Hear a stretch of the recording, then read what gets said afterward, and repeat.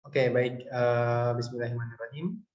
Oke, assalamualaikum warahmatullahi wabarakatuh. Selamat pagi semuanya, Bapak, Ibu, Mas, Mbak, dan rekan-rekan sekalian dimanapun berada.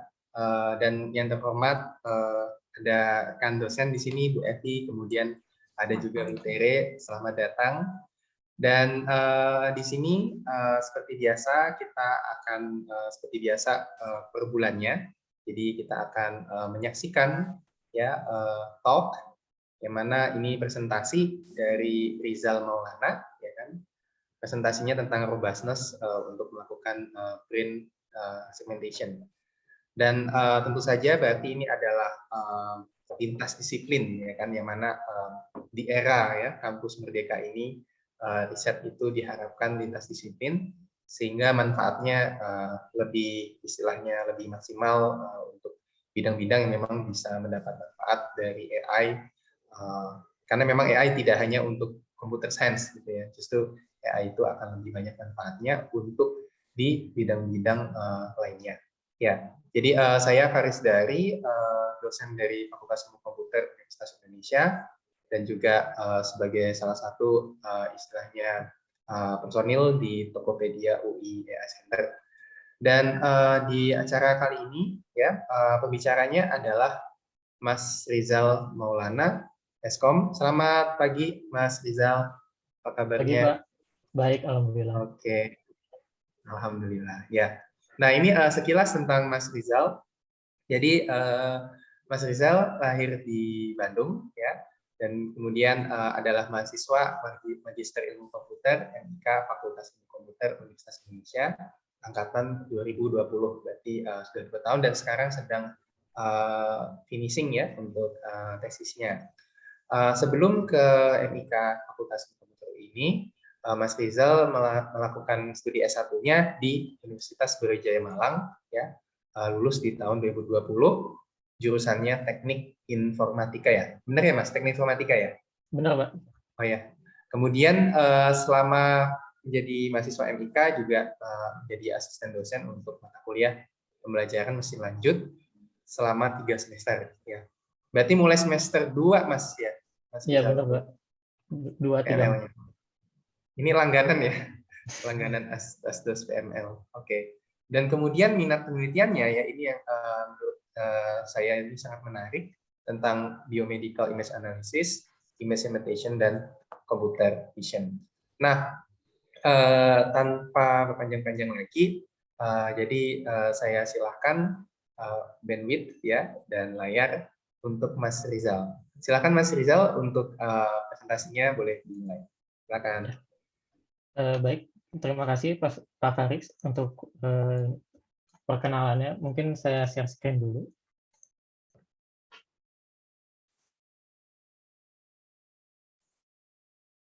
Ya, mungkin apakah sudah terlihat?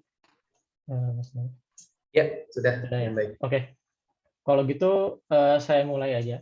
Perkenalkan, nama saya Rizal Maulana. Jadi saya yang sudah dijelaskan oleh Pak Faris, saya mahasiswa MIK di Fasilkom UI. Jadi di sini saya akan menjelaskan itu berbagai macam terkait brain MRI, khususnya segmentasinya gitu. Jadi judul yang topiknya maaf yang akan dibawa adalah sebentar. Saya cari pointer dulu. Oke. Jadi judul yang akan saya jelaskan adalah On Robustness of Deep Learning Model for Brain MRI Segmentation.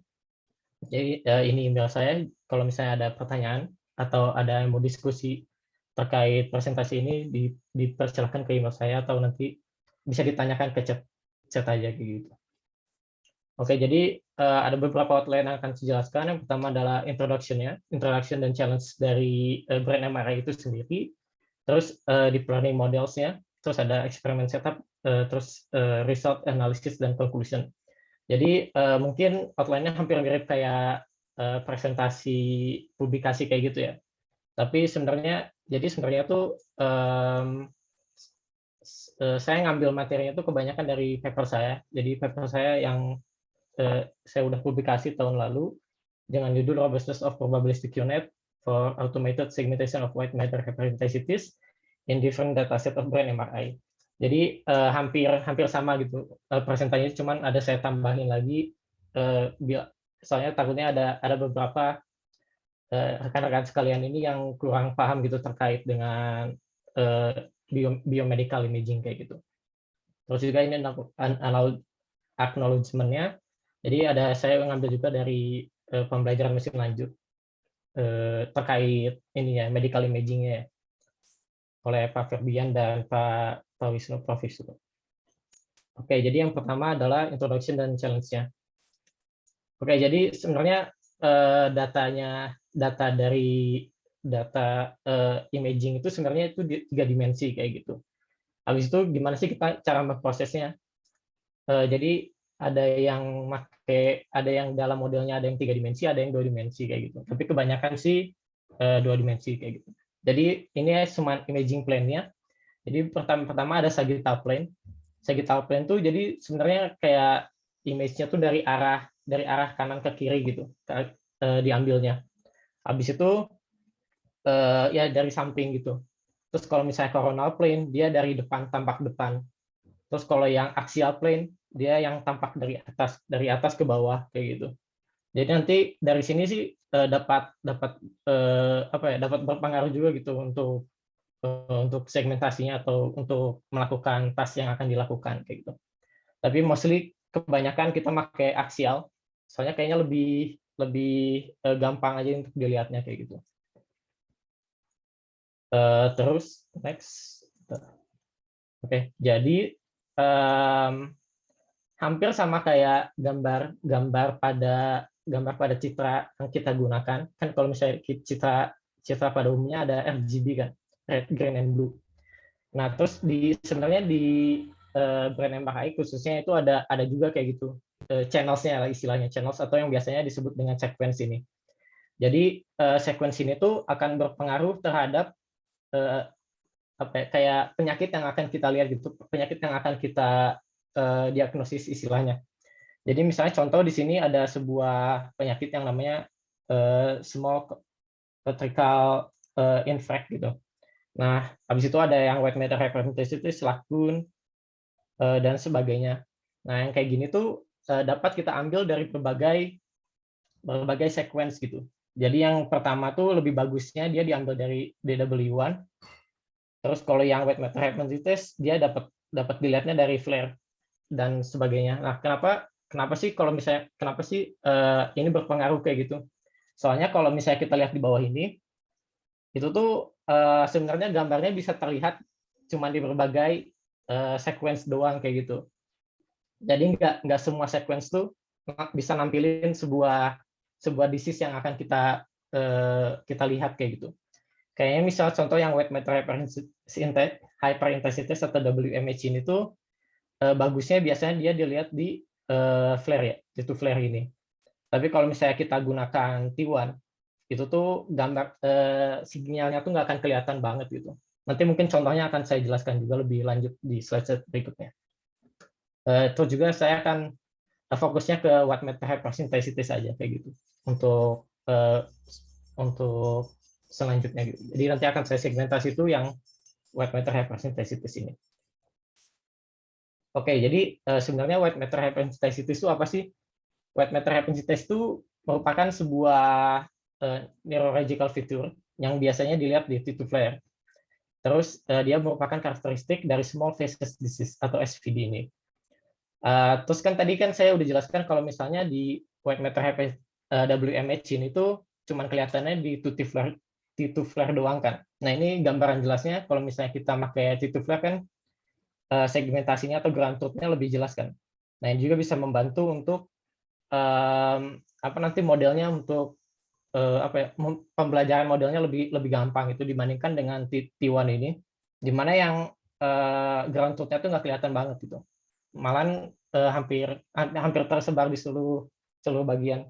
Makanya T2 flare ini tuh banyak digunakan untuk ini ya, untuk kayak sequence yang paling banyak digunakan untuk WMH ini. Terus sebenarnya WMH ini tuh sebenarnya ada kaitannya dengan berbagai macam penyakit gitu, yang salah satunya ada Alzheimer, stroke dan demensia, stroke demensia dan mood disorder. Terus untuk detail measurement kayak misalnya volumenya, lokasi dari WMH distribution itu diperlukan untuk finding treatment gitu di klinikalnya. Jadi sebenarnya tujuan kita untuk membantu aja gitu, membantu apa namanya, dari segi dokter atau radiologis itu untuk membantu bagian mana aja sih yang WMH-nya, terus baru nanti kan bisa dipastikan gitu apa obat yang digunakan atau apa seperti apa. Terus tapi manual segmentasi kan kayaknya sedikit sedikit mahal gitu, sama sedikit makan waktu banget gitu, makanya diperlukan automatic gitu, automatic untuk melakukan segmentasi. Terus sebenarnya ada juga nih challenging lagi dari WMH itu. Soalnya WMH itu tuh sebenarnya nggak kayak misalnya yang non WMH itu 0 nilainya, terus nggak juga yang bagian WMH itu 1 kayak gitu. Jadi dia tuh kayak kayak intensitasnya akan berubah-ubah berdasarkan border yang akan dilihatnya ya. Misalnya ini contohnya, jadi misalnya di titik tengah ini merupakan intensitasnya tinggi nih yang diambil gitu. Tapi di berbagai bordernya intensitasnya sangat rendah kayak gitu. Nah, ini juga akan menjadi sebuah challenge karena si manual segmentasinya tuh kan itu berdasarkan expert ya. Nah, ini expert tuh pasti akan berbeda-beda gitu setiap expertnya. Jadi bisa aja diambil bordernya tuh merupakan WMH atau enggak bordernya tuh bukan WMH kayak gitu. Nah, itu kesulitan di dalam segmentasi ya. Nah, jadi setelah itu ada juga uncertainty di medical imaging gitu. Ini contohnya adalah gambar prostat dari 6 different neuron tooth. Jadi sebenarnya ini punya satu citra aja, Kak. Citra ini terus nanti citranya akan dilakukan segmentasi manual oleh expert. Di sini contohnya ada 6 expert, di mana dia setiap segmentasinya itu akan berbeda-beda gitu hasilnya itu. Kayak ini contohnya kayak gitu. Nah, ini akan membuat apa ya, kayak jadi mana sih expert yang benar kayak gitu kan jadi susah juga. Nah, untuk mengukurnya kita ada 2 cara. Jadi yang pertama ada inter-rater reliability dan yang kedua ada intra-rater reliability. Jadi yang pertama tuh kita mau ngelihat nih limit of agreement-nya, jadi kayak batas apa agreement-nya antara pakar 1 dan pakar 2 kayak gitu. Atau misal malahan pakar 1, pakar 2 dan pakar 3. Jadi ada lebih banyak expert kayak gitu. Terus kalau misalnya intra-rater di mana dia lebih ke arah setiap raternya gitu. Jadi misalnya satu rater ini tuh melakukan manual segmentasi dalam 1 hari gitu. Tapi image gambarnya itu sama semua gitu. Nah, mungkin itu kan ada sedikit perbedaan gitu antara segmentasi 1 dan segmentasi selanjutnya. Makanya ini untuk intra-rater. Untuk mengukur kedua ini tuh sebenarnya ada cara yang cukup mudah. Caranya akan saya jelaskan mungkin di beberapa slide selanjutnya. Soalnya biar sekalian dengan hasil dari penelitian saya kayak gitu. Nah, terus terkait robustness-nya, jadi kan tadi saya belum singgung sedikit dengan robustness-nya ya. Jadi robustness itu sebenarnya di sini lebih ke arah gimana sih modelnya tuh baik bila di trainingnya dengan misalnya trainingnya dengan data dari A, terus nanti testingnya data dari B. Maksudnya ini tuh beda ini ya, beda sumbernya kayak gitu. Jadi sebenarnya ada beberapa penelitian. Jadi penelitian yang pertama tuh dia untuk meningkatkan robustness itu bisa pakai ensemble learning.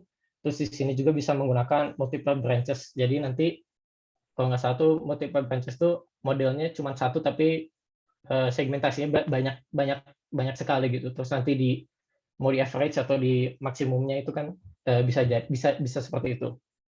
Nah, terus ada juga kesimpulan bahwa sebenarnya ada perubahan nih kalau misalnya kita training dan test setnya tuh berbeda satu sama lain kayak gitu. Maksudnya perbedaan performance-nya. Nah, mungkin di sini lanjut ke deep learning models-nya. Jadi ini tuh karena saya ngambil dari paper saya yang ICACIS kemarin, tahun 2021 tuh, jadi ada beberapa model yang maksudnya nggak semua model akan saya coba kayak gitu. Jadi yang pertama yang pastinya ada UNet. Jadi UNet tuh sebenarnya udah sering banget gitu digunakan untuk melakukan segmentasi pada biomedical ya, secara umum di biomedical gitu. Jadi dia sebagai baseline modelnya sendiri. Jadi sebenarnya ada tiga komponen di dalam UNet ini yang perlu diperhatikan. Jadi yang pertama ada encodernya. Encoder tuh yang bagian kiri ini. Terus kalau yang decoder, terus ada decoder bagian kanan. Terus sama ada skip connection ini yang menghubungkan antara encoder dan decoder. Jadi tujuannya encoder ini sebenarnya dia melakukan ekstraksi fitur gitu. Jadi fitur dari image ini diekstraksi, terus tujuan decoder dia gunanya untuk mengembalikan fitur ke resolusi awal gitu. Kan kalau misalnya kita lakukan downsampling kan si size-nya atau dimensinya akan berubah kan. Makanya nanti akan dilakukan upsampling lagi sebanyak sebanyak yang image aslinya kayak gitu. Terus gunanya skip connection tuh jadi biar information loss-nya antara encoder dan decoder tuh sangat sangat dikit gitu atau minimum lah kayak gitu. Nah, terus setelah unit ini ada yang namanya attention unit. Jadi perbedaannya attention unit dan unit tuh dia ada penambahan attention gate di dalam skip connection-nya gitu. Setelah skip connection-nya. Jadi sebenarnya apa sih tujuan dari skip connection ini? Tujuannya tuh maaf apa sih tujuannya dari attention gate ini? Jadi tujuannya tuh lebih ke arah kita mau focusing ke arah bagian-bagian atau ciri yang menurut modelnya tuh penting gitu. Mungkin di dalam kasus ini adalah double image-nya yang penting kayak gitu. Makanya nanti akan menambahkan bobot gitu di dalam skip connection ini. Jadi biar apa ya, kayak lebih modelnya tuh lebih paham gitu. Mana aja bagian yang penting dan mana aja bagian yang kurang penting kayak gitu. Jadi ini sebenarnya cuman apa namanya? Kayak ada skip connection, maaf ada konvolusi, batch normalization, terus ada relu, batch normalization, skip connection, sigmoid dan resampling. Habis itu baru di element wise multiplication ke dalam skip connection-nya kayak gitu. Oke, saya lanjut aja. Jadi yang kedua ada UNet++. Jadi ini cukup cukup menarik sih menurut saya, soalnya UNet++ ini tuh sedikit sedikit apa ya sedikit kompleks gitu. Soalnya dia tuh kenapa ada penambahan lagi sebuah konvolusi dan relu dua kali gini. Jadi tujuannya tuh soalnya biar si skip connection itu masih masih perlu belajar lagi gitu buat melakukan segmentasi lebih baik. Makanya di sini nanti dari skip connection ditambah lagi konvolusi, terus nanti ada upsampling lagi dimasukin, jadi ada dua masukan ke dalam sini, terus baru nyampe akhir dari apa decodernya. Terus yang menarik di dalam unit ini itu ada yang namanya deep supervision gitu. Jadi yang koneksi kuning ini tuh deep supervision. Jadi tujuannya adalah kayak dia ngambil semua hasil segmentasi setiap setiap branches-nya istilahnya. Setiap segmentation branches-nya untuk menjadikan hasil segmentasi akhir gitu. Dapat lihat juga bahwa sebenarnya unit plus plus ini tuh kayak gabungan dari beberapa unit gitu, tapi yang berbeda, maksudnya berbeda level gitu. Maksudnya berbeda level adalah kalau misalnya kita tutup bagian yang sebentar, mungkin kalau misalnya kita anggap yang bagian ini nggak ada, ini kan sama aja kayak unit kan, unit tapi cuman levelnya cuman satu gitu. Nah terus kalau misalnya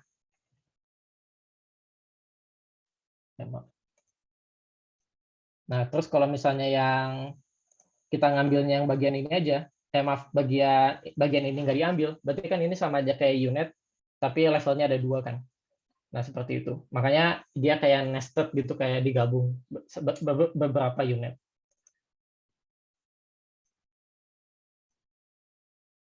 Sebentar. Oke.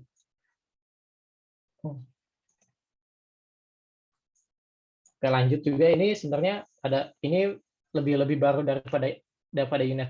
Jadi ada attention unit++, di mana tuh hampir sama kayak attention unit yang biasa, di mana dia ada penambahan attention gate di setiap skip connection-nya kayak gitu. Jadi perbedaannya ada penambahan attention gate-nya aja dari setiap skip connection yang akan dilakukan seperti itu. Oke, jadi ini yang menurut saya menarik ya. Jadi ini juga yang sebagai apa ya, kayak sebagai di model yang masuk ke dalam judul saya gitu, yaitu namanya probabilistic unit. Jadi probabilistic unit ini tuh sebenarnya gunanya dia buat menangkap ambiguitas yang ada di citra medis. Kan kita tadi udah membahas ambiguitas tuh citra medis menggunakan VAA, jadi variational auto encoder, dia untuk menangkap prior dan posterior distribution-nya kayak gitu.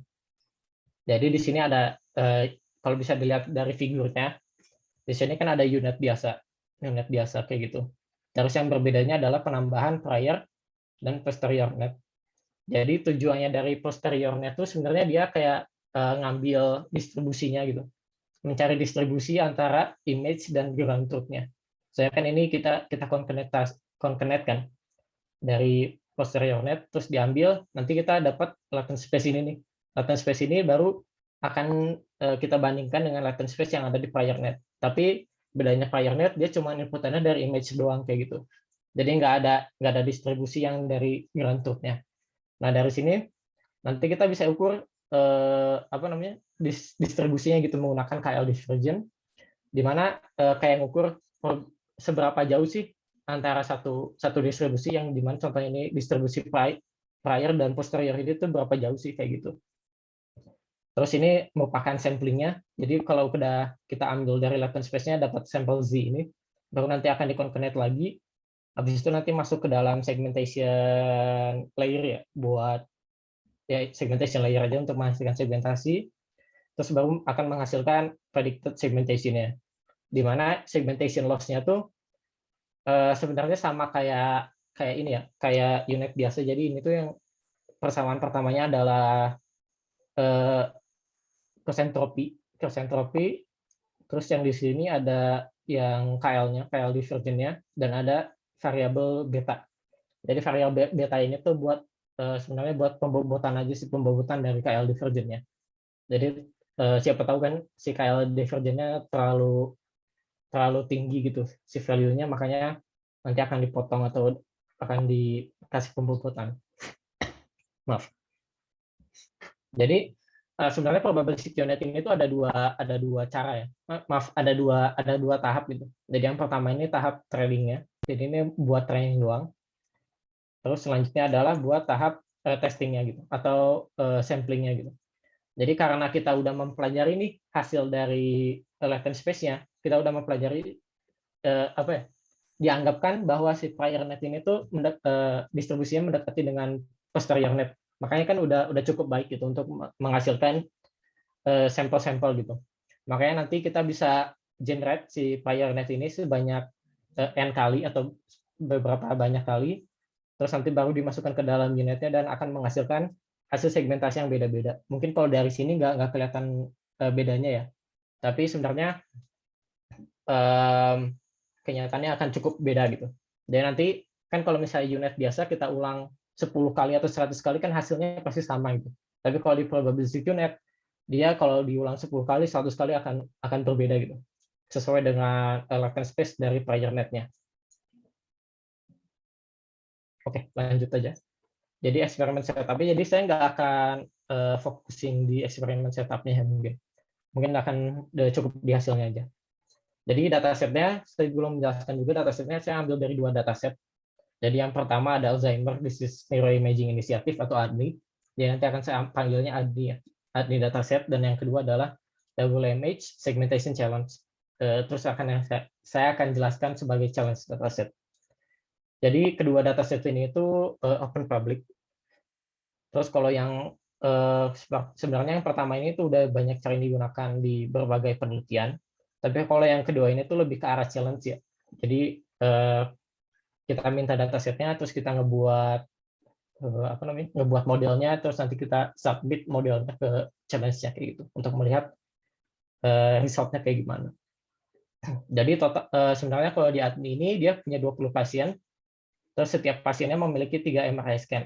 Kenapa ada 3? Jadi di ADNI ini tuh dia punya misalnya pasien A ini tuh diambil brain MRI-nya pada tahun 2020 misalnya. Terus habis itu setahun kemudian diambil lagi apa namanya, brain MRI-nya, terus yang ke tahun ketiga juga kita ambil lagi gitu brain MRI-nya. Jadi nanti kan ada tiga brain MRI, brain MRI, di mana yang kayak ngelihat sebenarnya apakah makin banyak atau enggak gitu. Terus makanya jadi totalnya ada 60 brain MRI. Terus ini untuk dimensinya dan nanti voxelnya. Jadi voxel itu maksudnya kayak apa namanya, kayak berapa kecil sih brain-nya kayak gitu. Maksudnya berapa kecil sih WMH-nya setiap voxelnya. Terus yang kedua di segmentation challenge ini sebenarnya ada tiga institusi.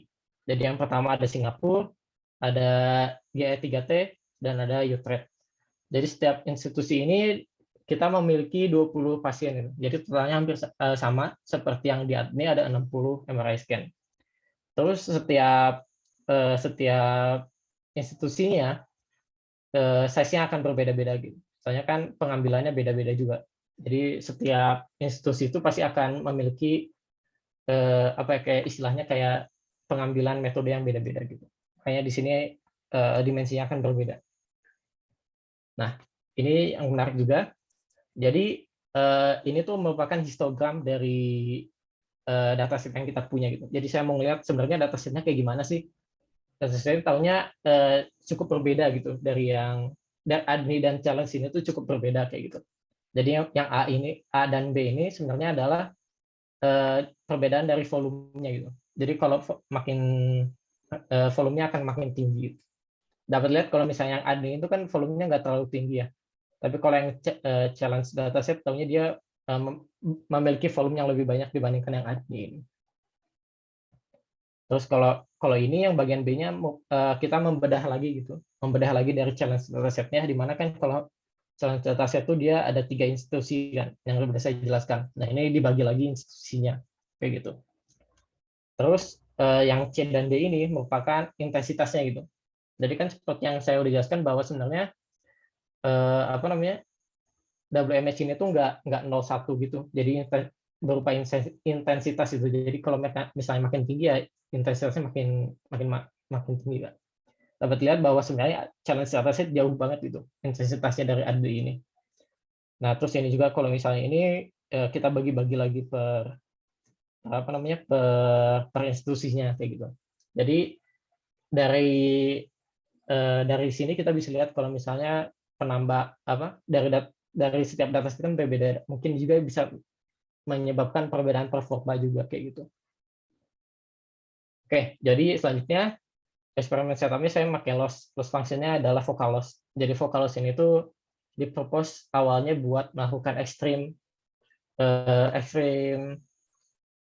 imbalance data, tapi antara foreground dan background. Kalau misalnya kita lihat kan tadi di WMS itu cuma bagian kecil-kecil aja kan.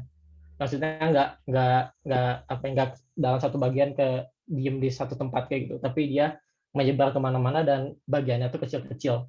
Makanya vocal loss ini tuh lebih baik itu digunakan dibandingkan dengan cross entropy pada umumnya. Nah, tapi di vocal loss itu tuh sebenarnya ada dua parameter. Yang pertama ada alpha dan gamma. Jadi yang pertama saya set alfanya 1 dan gamanya 2, gamanya 0,5. Jadi ini sebenarnya udah saya tuning juga kayak gitu untuk hasilnya ya. Nah ini merupakan formulasinya ya dari FL ini sendiri. Dimana sebenarnya kalau misalnya gamanya kita set 0 itu tuh FL ini tuh akan sama seperti dengan cross entropy ya. Saya akan ngambil bagian ini doang. Nah tapi kalau misalnya terus kegunaannya si alpha apa sih? Sebenarnya kegunaannya buat kayak weighting doang kayak gitu, weighting dari hasil dari nilainya kayak gitu. Terus untuk metriknya saya menggunakan Dutch coefficient, terus ada mean square error, MSE, terus ada Blood-Altman kriteria. Jadi Blood-Altman kriteria ini tuh sebenarnya yang menjawab terkait intra dan interpreter tadi, yang reliability. Jadi gimana sih kita mengukur reliabilitas antara satu pakar satu dan pakar dua. Jadi di sini ada contohnya, yaitu kita sebenarnya ya kayak gini. Jadi nanti itu ada upper limitnya dan lower limitnya. Soalnya kan ini ada plus minus kan. Jadi nanti akan ditambah dengan mean volume error atau MFI di sini.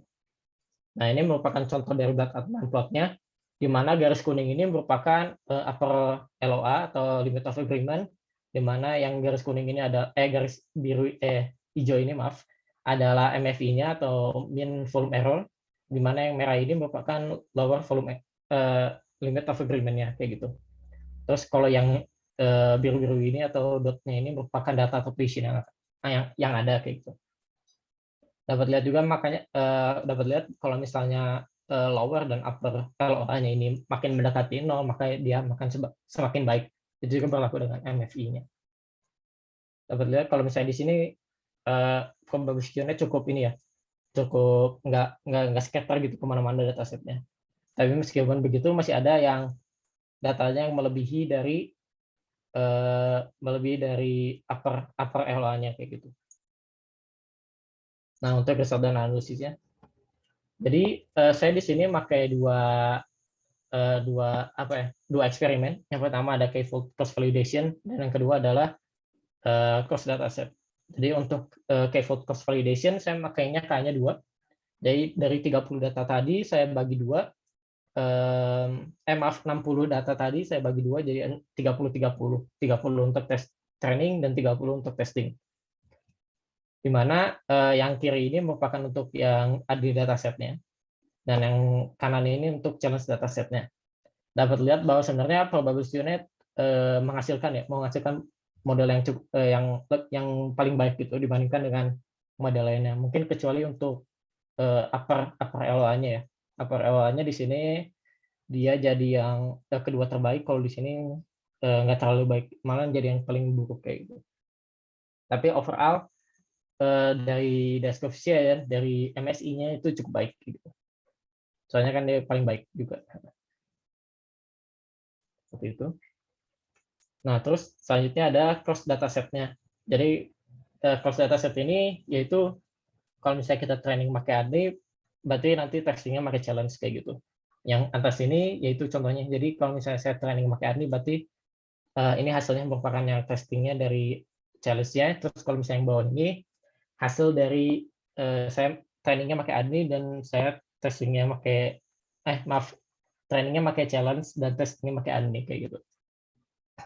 Dapat lihat kalau misalnya kayak gini, sebenarnya dari ADNI itu udah training pakai ADNI cukup bagus ya, probability unit gitu. Maksudnya nggak memang bukan yang paling baik di antara model yang lain, tapi average description-nya cukup paling baik gitu. Tapi untuk MSI-nya dia masih kalah jauh dari unit pada umumnya, unit yang biasa aja. Nah, ini juga berpengaruh juga ini dari challenge datasetnya, bahwa malahan model yang paling simpel gitu, yang paling bagus untuk menghasilkan untuk menghasilkan segmentasi gitu ya di sini. Nah, makanya kenapa sih si probability unit ini tuh bisa menghasilkan hasil yang hasil yang nggak bagus gitu di cross dataset ya khususnya. Soalnya kan ini terkait robustness-nya kayak gitu. Nah, ini untuk visualisasinya, yang atas ini merupakan hasil dari k-fold cross validation, yang bawah ini merupakan hasil dari cross dataset eksperimennya. Dimana kalau secara visualisasi ya, kalau probability unit ada beberapa bagian yang over segmentation, jadi kebanyakan segmentasinya, tapi secara overall ya udah mengambil bagian-bagian kecil gitu. Soalnya kan di sini ada yang atas ini tuh segmentasi yang paling kecil kan. Nah, di sini cukup keambil kayak gitu. Nah, untuk yang di cross datasetnya malahan hampir semua modelnya itu kayak kesulitan gitu untuk melakukan segmentasi kayak gitu. kecuali yang di attention unit ini. Soalnya kayaknya karena perbedaan tersebut, perbedaan intensitas dan perbedaan volume itu dapat menyebabkan modelnya kurang baik juga gitu, untuk trainingnya. Nah, ini teman potnya untuk apa namanya, untuk K-fold-nya. Saya ngambil dari K-fold cross validation eksperimennya. Jadi sebenarnya di sini cuma buat lihat aja sih sebaran datanya kayak gimana gitu. Sama melihat berapa banyak jumlah data atau pasien yang lebih dari limit of agreement-nya. Nah, kalau di challenge ini malahan datanya sangat tersebar luas gitu.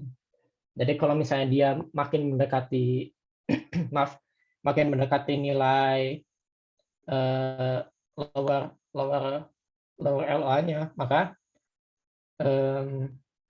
hasilnya akan over-segmented gitu. Kenapa over-segmented? Soalnya kan di Sumbuye ini tuh dia merupakan perbedaan dari ground truth dan hasil prediksinya ya.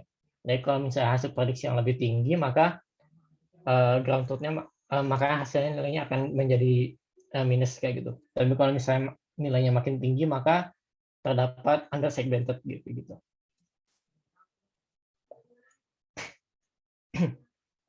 Oke, selanjutnya ada ambiguity maps gitu.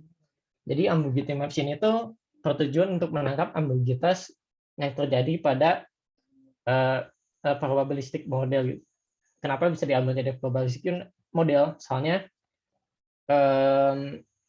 kan setiap perulangan tuh pasti berbeda-beda. Maksudnya setiap sampling itu beda-beda kan hasilnya. Makanya nanti dari beberapa contoh sampling ini bisa kita lihat perbedaannya gitu, setiap hasil segmentasi setiap perulangannya tuh kayak gimana kayak gitu. Di sini saya pakai 30 kali sampling. Jadi dari 30 ini saya hitung ambiguity maps-nya gitu. Ambiguity maps caranya yaitu dari cross entropy dari setiap generated prediksinya gitu. Jadi misalnya cross entropinya dihitung dari cross entropinya kayak gitu. Dan nanti hasilnya seperti ini, di mana kalau bisa kita lihat ya, banyak yang si ambiguitasnya tuh banyak di daerah bordernya gitu, border dari WMH itu sendiri. Tapi kalau misalnya di sini si K-fold-nya tuh masih banyak yang kayak lebih ke arah apa ya, kayak ke arah normal tisunya kayak gitu. Kan di sini soalnya kan ini bukan bagian dari image kan. Nah, tapi kalau misalnya di cross dataset dia lebih fokus banget ke arah bordernya. Jadi sini cuma buat ngelihat aja sih sebenarnya. Nah, kenapa bisa kayak gini? Soalnya kita kayaknya sih karena perbedaan yang intensitas dan volumenya itu. Jadi karena dataset dari admin dataset dan challenge dataset ini karakteristiknya berbeda-beda, maka akan menghasilkan hasil seperti ini kayak gitu. Nah, dapat note juga bahwa sebenarnya di challenge dataset itu kan ada banyak institusi kan. Nah, ini juga institusinya juga memiliki perbedaan distribusi kayak gitu. Makanya mungkin menjadi ini ya, menjadi kesulitan juga kayak gitu. Nah, untuk konklusinya dari hasil eksperimen yang K-fold cross validation, bahwa si probabilistic unit ini memang paling bagus gitu, mengalahkan semua model yang saya gunakan kayak gitu. Akan tetapi pada cross data eksperimen, malahan si probabilistic unit ini tuh kalah dari unit pada umumnya. Apalagi kalau misalnya yang challenge dataset yang digunakan untuk training. Nah, untuk uncertainty-nya pada K-fold-nya tuh kebanyakan ada ke capture-nya di daerah non double image-nya, sedangkan kalau yang di cross dataset eksperimen kebanyakan dia di daerah bordernya kayak gitu. Terus dari sini sebenarnya kayak ngebuka lebar buat penelitian selanjutnya kayak gitu. Dapat juga soalnya kan dari yang saya tahu tuh sebenarnya untuk evaluasi cross dataset eksperimen itu yang jarang dilakukan gitu. Soalnya kan yang dilakukan untuk melakukan pembuatan suatu model yang baru kayak gitu. Nah, mungkin nanti bisa ditambahkan cross dataset eksperimen ini untuk melihat gitu sebenarnya berapa robust sih model yang kalian kembangkan atau yang kalian kembangkan atau yang kalian punya kayak gitu. Oke, ini mungkin referensi yang saya gunakan pada PowerPoint ini. Ya, mungkin cukup sekian dari saya. Kalau mungkin ada tanyakan, silakan Pak Faris, saya kembalikan. Oke, baik. Terima kasih banyak Mas Rizal atas presentasi menariknya tentang isu robustness pada brain MRI segmentation yang untuk pendekatannya Mas Rizal sendiri fokusnya di yang probabilistic unit ya, walaupun di eksperimennya dicoba semua yang unit-unit yang harian yang lain. Baik, dan ini adalah momen untuk tanya jawab. Jika ada pertanyaan, ini sudah ada satu dari Mas Mirza, PHB Tegal. Nah, pertanyaannya adalah Mas Rizal memproses data MRI-nya 3D atau 2D dalam kurun ke slice. Silakan Mas Rizal, langsung saja. Oke, Mas Mirza, kalau saya sih lebih ke arah 2 dimensi ya. Kenapa saya melakukan 2 dimensi? Soalnya dari datanya juga sedikit gitu. Kan datanya tadi kalau total semua ya, adanya cuma 120 pasien doang kan. Nah, itu kalau misalnya kita training by 3 dimensi kan cuma dikit banget kan. Nah, itu makanya kita gunakan 2 dimensi biar kayak memperlebar gitu lah, memperbanyak data trainingnya juga kayak gitu. Tapi nanti untuk bagian testing itu ya kita masih tetap per ini sih per pasien gitu. Soalnya kan diambilnya per pasien gitu. Jadi nanti misalnya pasien A baru ya kayak gitu, seperti itu. Semoga jelas ya Mas.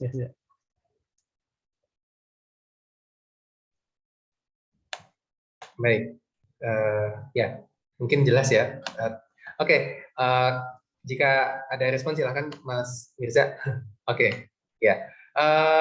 Silakan Bapak Ibu, jika ada pertanyaan tambahan, kita punya relatif cukup banyak waktu, ya kan? Jadi silakan bertanya tentang apapun terkait dengan penelitian ini. Mungkin jika belum, saya ingin bertanya Mas Rizal ya. Jadi pertanyaannya lebih ke tadi saya tertarik banget melihatnya tentang profil distribusi ya dari image-nya dan white matter-nya ya kan. Dan yang membuat saya penasaran itu adalah profil distribusi apa berarti yang membuat hasil terbaik untuk probabilistic unit serta apakah bisa ada suatu pre-processing untuk yang semacam melakukan normalisasi agar mencapai profil distribusi yang diharapkan. Oke, mungkin saya jawab dulu ya. Jadi sebenarnya ini kalau dari kita lihat kan tadi yang K-fold curve validation, hasil dari K-fold curve validation kan probabilistic unit paling bagus kan. Nah, itu mungkin bisa aja terjadi kalau misalnya di cross datasetnya tuh dataset A dan dataset B itu memiliki distribusi yang hampir mirip gitu. Nah, itu mungkin bisa menghasilkan hasil yang lebih baik kayak gitu dibandingkan yang sekarang ya. Terus tadi ada pertanyaan juga yang Normalisasi ya? Ya, untuk normalisasinya sih sebenarnya saya ada mungkin saya kasih gambaran dulu kali ke awal dulu, maaf. Jadi kan yang kita kembali ke awal dulu, maaf. Jadi yang data ini sebenarnya kan ini data mentah banget ya, data raw banget itu dari dari yang dikasihnya. Dari sini tuh sebenarnya ada 3 tahapan yang saya gunakan gitu untuk melakukan preprocessing. Jadi yang pertama ada namanya bias field correction. Jadi gunanya bias field correction ini tuh untuk memperbaiki gitu frekuensi yang terlalu tinggi gitu.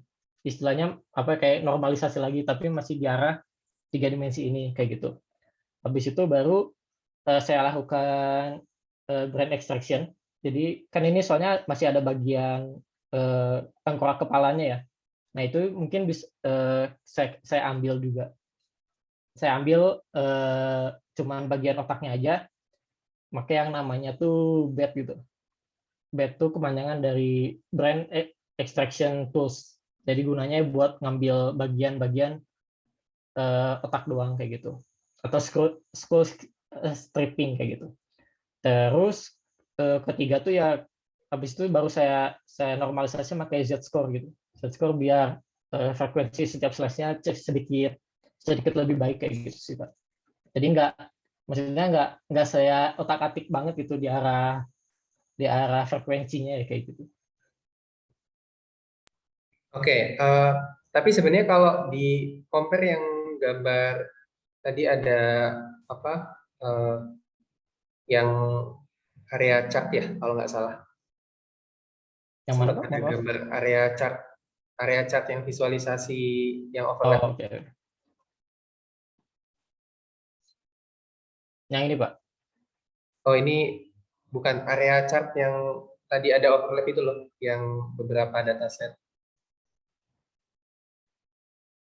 Yang ini Pak. Iya, ya ini area chart ini. Em, Tadi kan sempat dilakukan misalkan yang Z-score terus BET dan lain sebagainya. Ini sebelum apa sudah yang tadi? Ini tuh Sesudah. sesudah Pak. Oh ini udah sesudah ya? Iya sesudah. Jadi Oh, masih sih. ya kalau kita lihat sekilas aja yang WMH intensity itu udah beda banget yang di C itu ya. Iya makanya Pak. Oh, Ini mungkin sebenarnya ya kenapa Pak?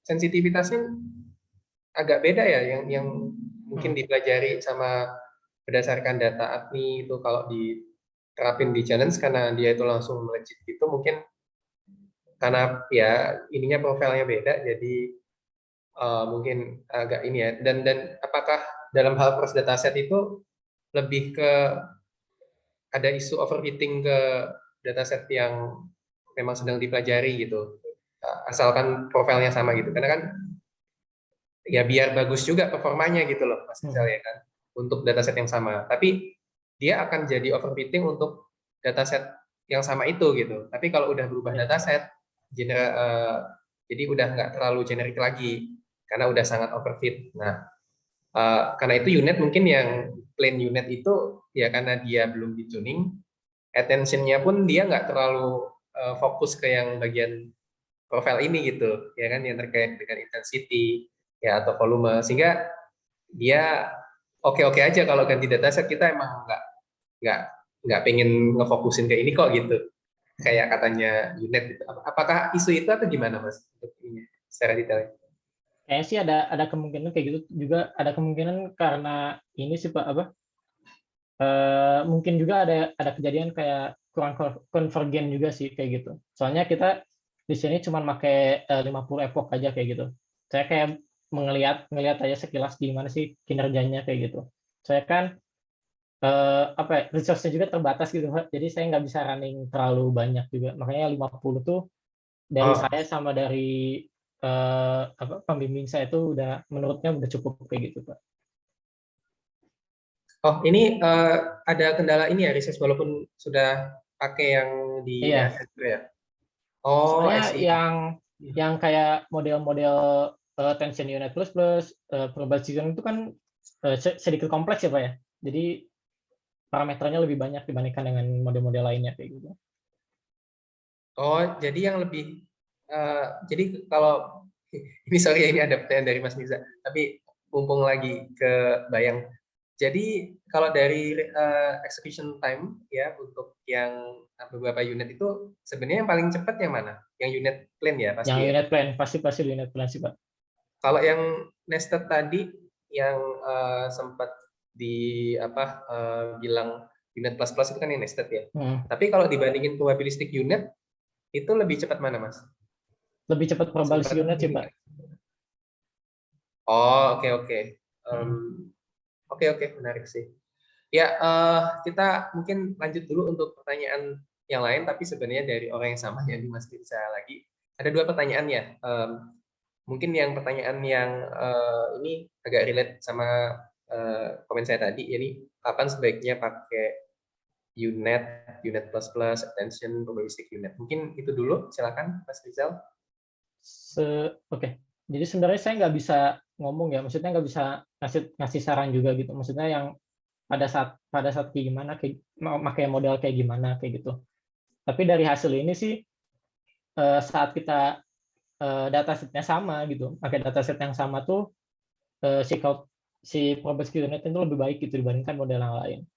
Tapi juga sebenarnya kalau misalnya kita lihat di sini ya, di cross dataset eksperimen tuh, meskipun UNet++ ini nggak yang paling baik, tapi dia tuh kayak menjadi runner up gitu loh, hampir di berbagai tempat.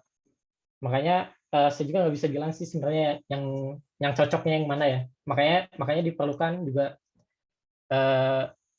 eksperimen ini gitu untuk tahu gitu seberapa robust gitu modelnya. Oke, gimana Mas Mirza? Nyambung sedikit ya, Mas Rizal. Ya boleh Mas. Berarti kira-kira apa sih yang menyebabkan kalau datasetnya sama itu probabilistic unit bisa lebih bagus gitu loh? Kira-kira apakah datanya overlap gitu antara training sama testingnya atau gimana tuh? Kok bisa lebih bagus kalau seandainya dibandingkan dengan datasetnya beda, testing sama trainingnya terus performanya jadi jeblok. Kadang bukannya itu ini ya, malah jadi modelnya itu dianggapnya jelek ketika dihadapkan dengan diagnostik dataset itu nilainya jadi jeblok. Gimana tuh menurut Mas Rizal? Mungkin sih Mas ya, kayaknya karena probability unit itu nangkep, maaf, saya balikin dulu. Nah mungkin juga dari sini sih Mas, jadi mungkin karena datasetnya sama ya, mungkin atau distribusinya sama, kita bisa bilang si distribusi dari image-nya tuh bakal deketan si latent space-nya ini. Nah tapi kalau misalnya kita generate yang baru, yang dari dataset yang beda gitu, mungkin kan si distribusinya beda juga kan. Nah mungkin ini juga bisa jadi yang menyebabkan perbedaan hasil segmentasinya kayak gitu, yang bisa menyebabkan juga nilai probabilistic unit jadi tidak lebih baik itu dibandingkan unit pada umumnya. Gimana Mas? Tapi terkait dengan robustness ya, kalau menurut Mas Rizal itu berarti lebih bagus kalau kita tes dengan dataset yang beda nggak sih? Iya, harusnya sih kayak gitu sih Mas, kalau terkait robustness-nya ya. Oke, terima kasih. Mungkin bisa menjawab pertanyaan yang berikutnya, Mas. Oke. Soal apa itu yang kan datanya sedikit ya tadi ya. Terus ini juga datanya itu kan biasanya yang ada WMH-nya itu dikit kan ya biasanya. Yeah. Itu jadi kan nggak balance tuh antara yang ada WMH-nya sama nggak ada WMH-nya tuh. Nah, Mas Rizal gimana cara mengatasi imbalance data tersebut? Sebenarnya kalau dari dataset saya sendiri ya, sebentar. Maksudnya pasti terjadi imbalance gitu. Tapi dari sini imbalance-nya nggak terlalu banyak gitu. Kenapa bisa nggak terlalu banyak? Soalnya dari sequence atau channel-nya tuh nggak terlalu slice-nya nggak terlalu banyak juga gitu. Jadi mungkin dari 35 ini imbalance di slice-nya ada kayak sekitar 10 ya mungkin ya. Mungkin ada 10. Nah, mungkin juga ini terjadi juga di di challenge dataset gitu. Tapi untuk mengatasi hal tersebut sih saya nggak ngatasin di daerah sininya gitu. Tapi yang saya atasi adalah di daerah per slice-nya gitu, ya pas perhitungan loss-nya kayak gitu. Kan soalnya kan dapat kita tahu kalau misalnya WMS itu nggak terlalu banyak kan dikitnya. Makanya di vocal loss ini tuh membantu banget gitu untuk extreme imbalance data yang antara foreground dan background itu tersebut kayak gitu. Oke, terima kasih Mas. Oke, bagus. Kita ada 2 pertanyaan.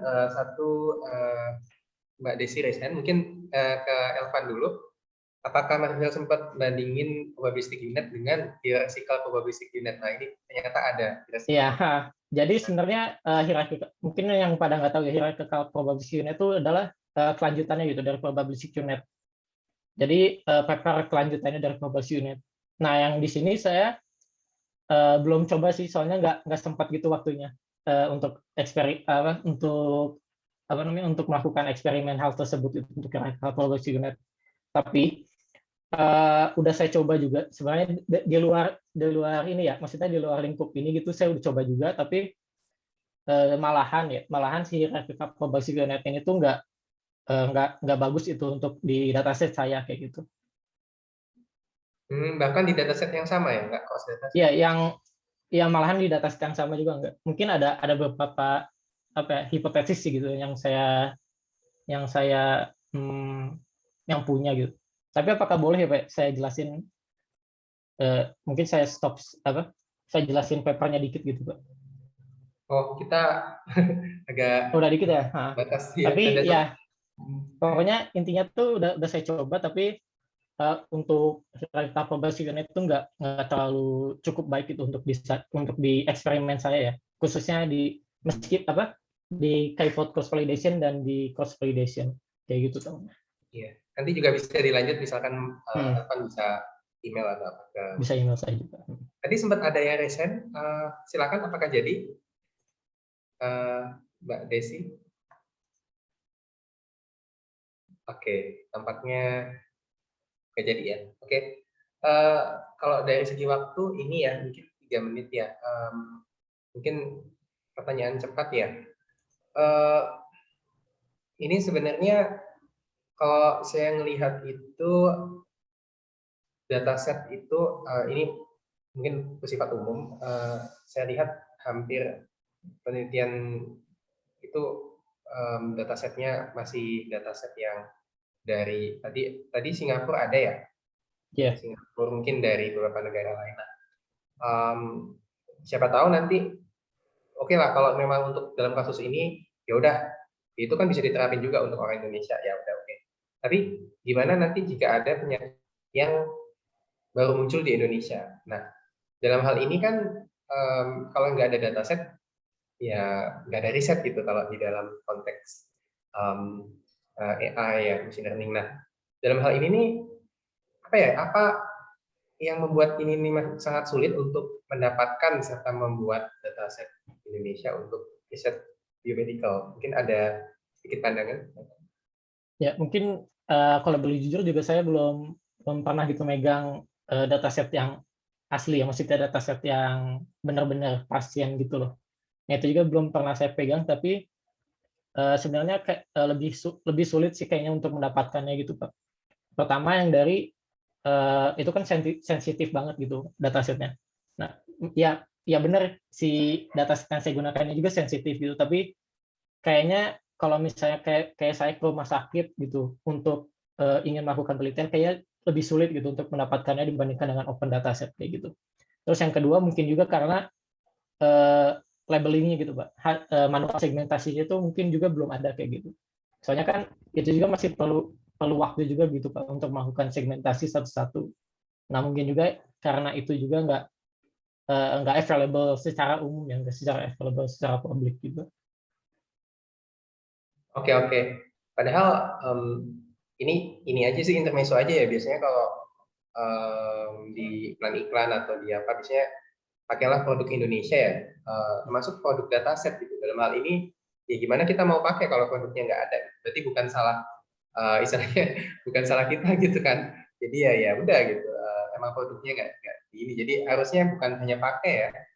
Pesannya ya, jadi buatlah produk Indonesia ya, mestinya gitu Mas Rizal ya. Dalam hal ini sih udah bagus riset ini ya dari Made in Indonesia. Oke, nah mungkin kita udah sampai di akhir, tapi mungkin ada closing statement nanti akan dilanjut dengan foto-foto. Nah, jadi Mas Rizal terkait dengan riset ini dan mungkin terkait dengan tesis dunia S2 anything, silakan.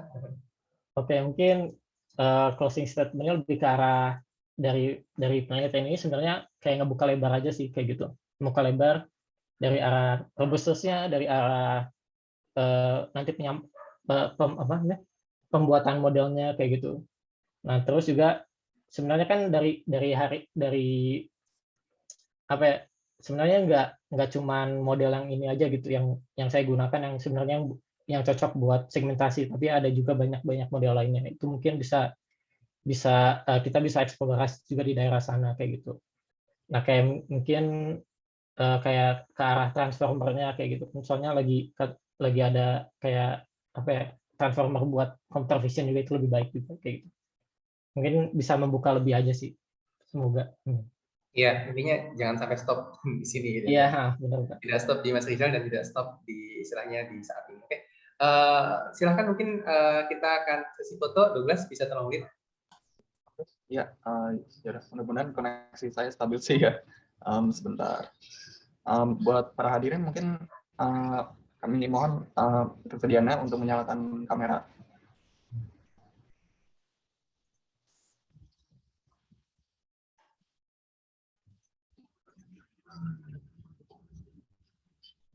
Oke, masih ditunggu dulu. Mungkin belum ada lagi ya. Oke, mungkin saya coba ambil dulu kalau gitu. Oke, saya izin ambil gambarnya. 1, 2, 3. Ya, harusnya sudah cukup sih. Ini di satu halaman saja. Oke, kembalikan lagi ke Pak Faris. Ya, jadi saya ucapkan terima kasih sebesar-besarnya untuk Mas Rizal serta para Bapak Ibu hadirin. Ternyata ada Prof. Eko, Bu Evi, dan Bu Tere. Terima kasih sudah hadir beserta rekan-rekan yang lainnya. Semoga ini akan menjadi manfaat seluas-luasnya seperti pesan Mas Rizal tadi, membuka jalan yang lebar untuk penelitian biomedikal Indonesia. Terima kasih dan salam semangat selalu, salam sehat selalu. Saya Farid dari Fakultas UI mengucapkan selamat siang dan sampai jumpa di talk yang lain. Terima kasih ya Mas Rizal. Terima kasih juga Pak. Selamat siang, terima kasih semuanya. Salam.